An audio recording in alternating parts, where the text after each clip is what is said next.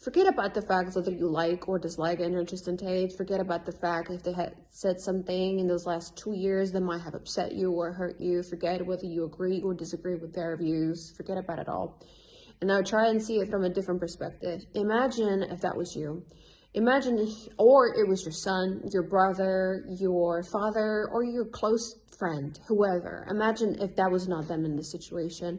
How outraged would you be if this happened to them? How outraged would you be if your son got taken to jail while they have no evidence against him, and he got now 2 months to be sitting in a jail? Because that's what's happening right now. They've been sitting there for 30 days in a jail with no evidence, and they extended it for another 30 days. So imagine how outraged and mad would you be if this happened to your son or your brother. They're keeping him in there with no evidence, and they're just extending the date of the trial of the court because they have no evidence, and this is just a massive violation against human rights.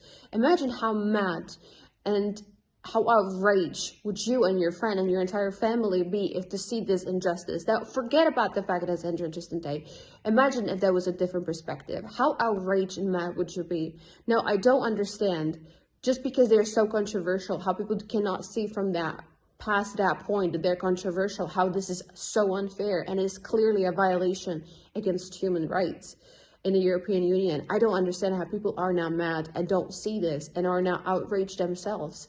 If this happens to them, I am worried this can happen to anyone at this point.